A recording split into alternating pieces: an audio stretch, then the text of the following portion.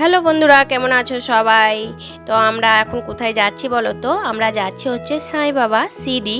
তো এটা তো মহারাষ্ট্রায় অবস্থিত, মানে নাসিক থেকে কিছুটা দূরে। তো আমাদের যখন নাসিকে পোস্টিং ছিল তখনই আর কি যাচ্ছি। আর এই নিয়ে আমরা দুবার হলো সিডি যাচ্ছি। তো একবার করোনার হওয়ার আগে গিয়েছিলাম, আর এখন করোনা হওয়ার পরে, মানে করোনা আর কি শেষ হয়ে গেছে এইরকম টাইমে যাচ্ছি। সো মোটামুটি কেউ কেউ মাস্ক পরছে, কেউ পরছে না, এই টাইমেই আর কি। আর আমাদের পোস্টিং চলে এসছে, তাই ভাবলাম চলো আরেকবার সাই বাবার দর্শন করে আসি। তো এই যে চলেও এসছি, এখানে পৌঁছে গেছি, মানে নিজস্ব একটা গাড়ি ভাড়া করে নিয়ে এসছি। তো সবার প্রথমে এই যে টিকিট কাটতে হবে। তো এই টিকিটটা ভান্ডারা খাওয়ার জন্য না দর্শন করার জন্য সাই বাবার, সেটাই আর কি মনে নেই কো। তবে লেডিস আর জেন্টসের আলাদা আলাদা জায়গায় আর কি টিকিট কাটা হয়।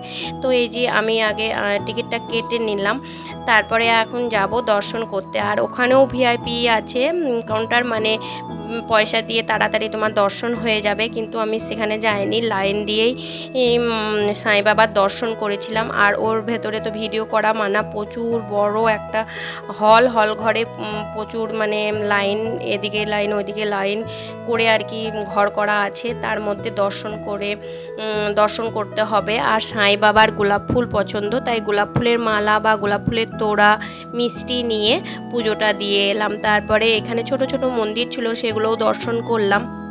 আর সাই বাবা থেকে বেরিয়েই একটা নিম গাছ আছে, আশ্চর্য নিম গাছ, যেটা নাকি বলছে নিম পাতাটা তেতো না কো, একদম মিষ্টি। আর ওই পাতা যদি একটা পাওয়া যায় যেন ভাগ্যের ব্যাপার। তো ওই পাতা পাওয়া যায় না, গাছটার নিচেতে একদম পুরো জালি দিয়ে রেখে দিয়েছে যাতে একটাও পাতা কেউ না পাওয়া যায়। তো যদিও ঝড়ের হাওয়াতে যদি তুমি পাও, তো সেই জন্য কত মানুষ বসে আছে একটা নিম পাতার আশায়। তো সত্যি কথা বলতে একটা পাতা পেলে একটা কি ভাগ্যের ব্যাপার। তো আমি একটা পাতা পেয়েছিলাম, সত্যি কথা বলতে ব্যাগের মধ্যে নিয়ে এসেছি। আর দর্শন করতে করতে অনেকটাই বেলা হয়ে গেছে। তারপরে দেখো প্রসাদই নিয়ে নিলাম, আর কিছু কেনাকাটা সেরকমভাবে করি নেই কো। প্রচণ্ড পরিমাণে খিদে পেয়েছে, আর খিদে পেলে না আমার একদম মন মেজাজই আর কি ঠিক থাকে না কো। তো এই যে এখানে ওরা বসেছে আর আমরা এখানে বসেছি। তো নিচেতে খাবার আছে, ওখানেও বসে খাবার খাওয়ানো হয়। তো আমাদের বললো ওপরে, তো নিচে থেকে না এসে আবার ওপরে এসেছি। এইরকম ঘুরতে ঘুরতে আরও মাথাটা আর কি মানে খিদেতে মাথাটা খারাপ হয়ে গেছে।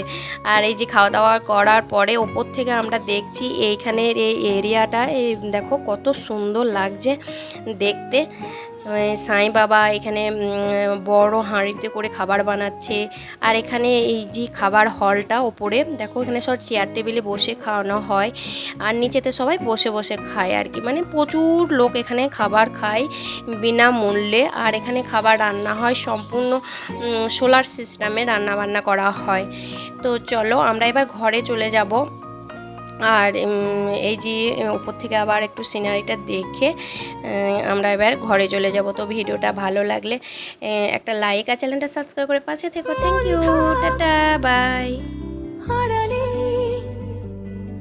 মাঝে মাঝে ছুঁতে আসা,